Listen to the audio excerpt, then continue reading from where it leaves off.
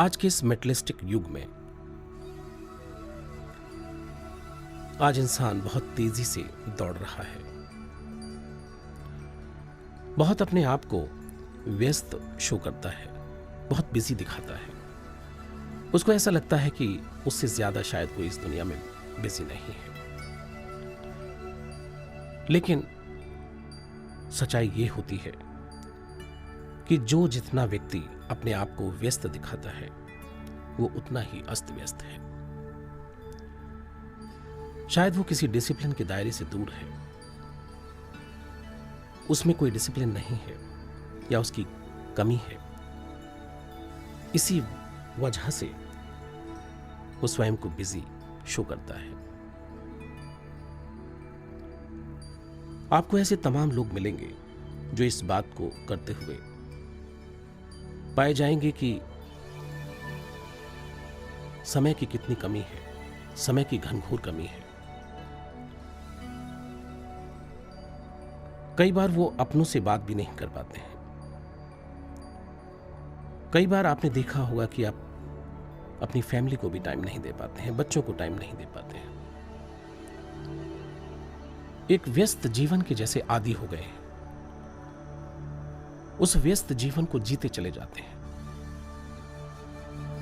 और जब परेशानी आती हैं तो उन परेशानियों से घिर जाते हैं। जब परेशानियां आती हैं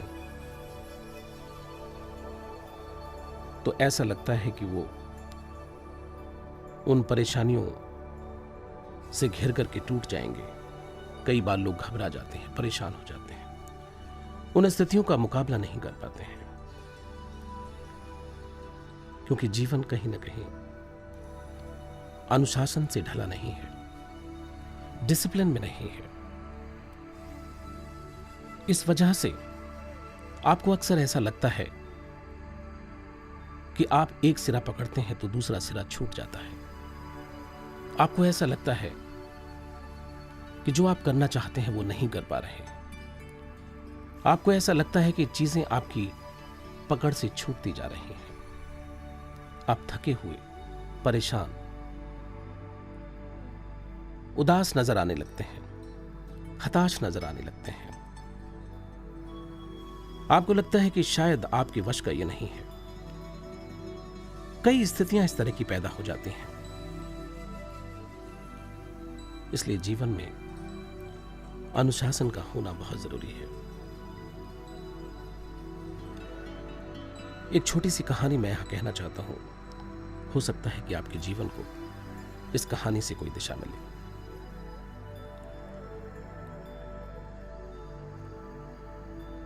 एक बार एक किसान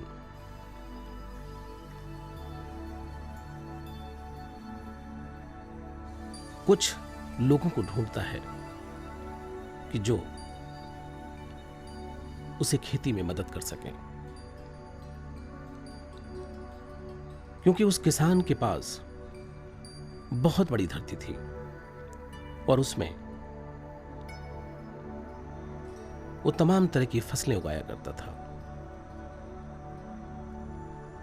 वो चाहता था कि उसका हाथ बटाने वाला कोई हो या कोई उसको ऐसा इंसान मिले जो इन चीजों को संभाल ले, जो उसकी फसलों को संभाल ले। उसने आसपास के तमाम मजदूरों को बुलाया और कहा कि मुझे एक ऐसे मजदूर की आवश्यकता है जो इसको पूरी तरह संभाल ले और मेरा हाथ बटाए। जैसे ही मजदूर आते तो वो उसको देख करके, उसके फैलावे को देख करके, उसकी तमाम फसल को देख करके घबरा जाते और उनको लगता कि शायद ये उनके वश की बात नहीं है। किसान उसको बताता कि यहां ये है, यहां ये फसल है, वहां वो फसल है। मजदूर उनकी बात सुनते और उसके बाद हाथ जोड़ लेते।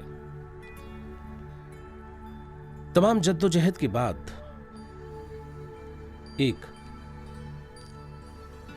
मजदूर किसान से मिलने के लिए आया और उसने कहा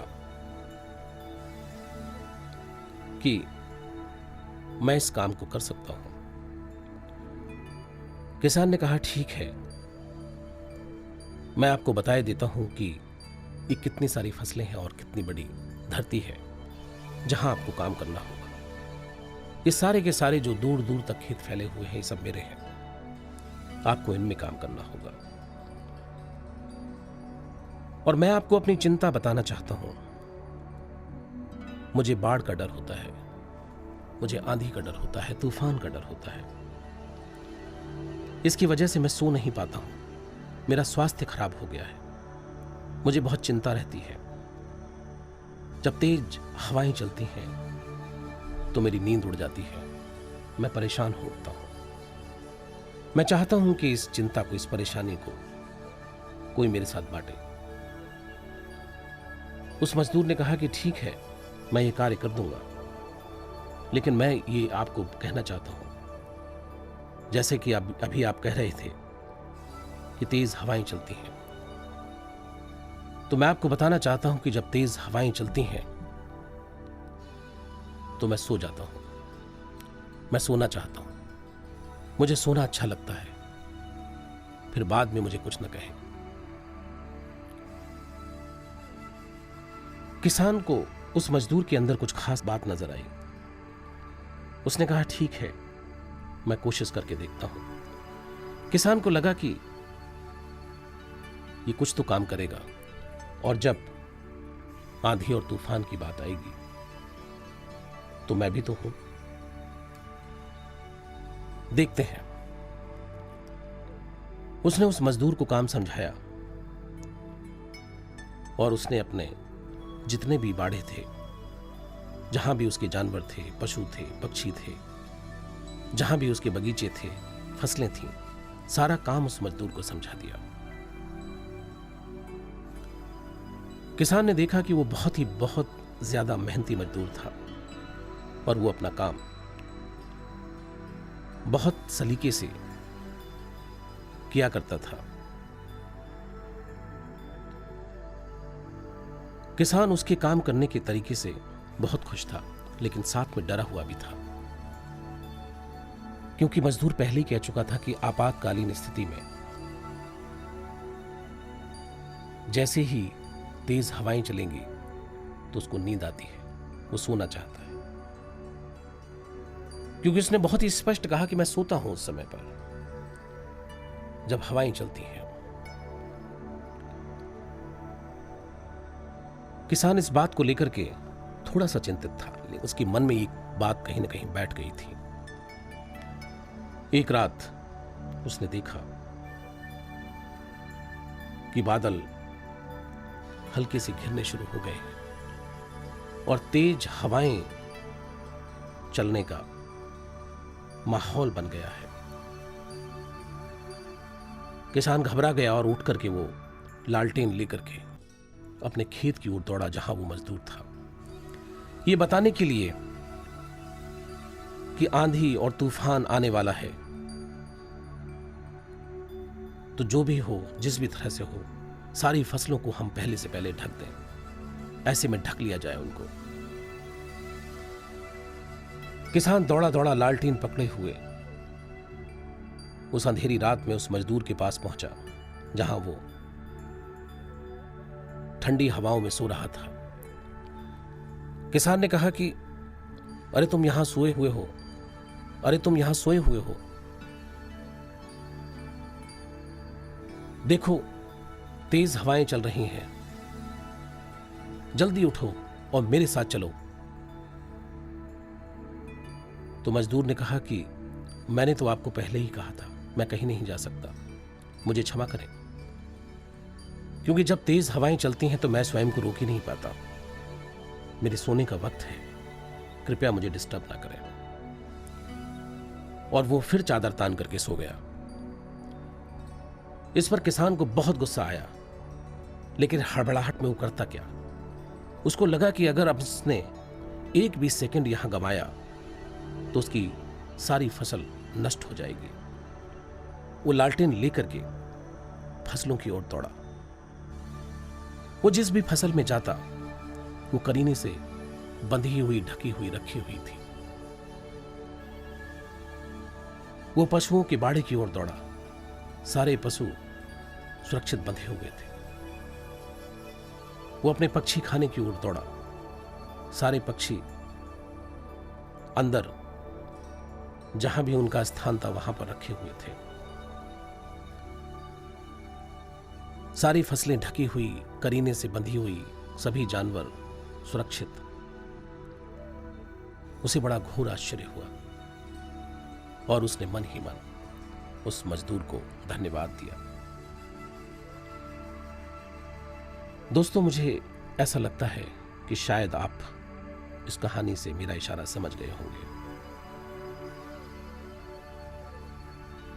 जब भी विपत्तियां आती हैं, परेशानी आती हैं, कठिनाइयां आती हैं, अगर आप उनका हर रोज निदान करते रहते हैं, हर रोज उनको समेटते रहते हैं, उनको रखते रहते हैं, उनको सहेजते रहते हैं, उन पर कार्य कर रहे होते हैं, तो आपको अचानक आंधी और तूफान में इस तरह से दौड़ना नहीं पड़ता। कई बार जो पढ़ने वाले बच्चे हैं वो पूरे साल मस्ती मारते हैं, किताब उठा करके नहीं देखते, पढ़ते नहीं, और जब एग्जाम का वक्त आता है तो अचानक हड़बड़ा जाते हैं, घबरा जाते हैं, परेशान हो जाते हैं, और उस हड़बड़ाहट में ना तो वो कुछ समझ पाते हैं, ना कर पाते हैं। हम सबकी यही कहानी है। हम एक डिसिप्लिन लाइफ न जी करके, एक प्लान्ड लाइफ न जी करके उस दिन का इंतजार करते हैं जिस दिन वो विपत्ति आएगी, कष्ट आएगा, परेशानी आएगी। उस दिन हम अपने बिखरी हुई फसलों को समेटने का प्रयास करेंगे। आप सोचिए ये कैसे संभव है? ये बिल्कुल संभव नहीं है, क्योंकि आंधी और तूफान और बड़ी विपत्तियों के समक्ष आपके छोटे से प्रयास से कुछ नहीं होने वाला। वो छोटे छोटे से प्रयास तो आपको शुरू से करते जाना होगा। जब तक आप वो छोटे छोटे प्रयास नहीं करेंगे, समय से नहीं करेंगे, स्वयं को एक डिसिप्लिन लाइफ में नहीं बांधेंगे, ये संभव नहीं है। आज के लिए इतना ही। नमस्कार।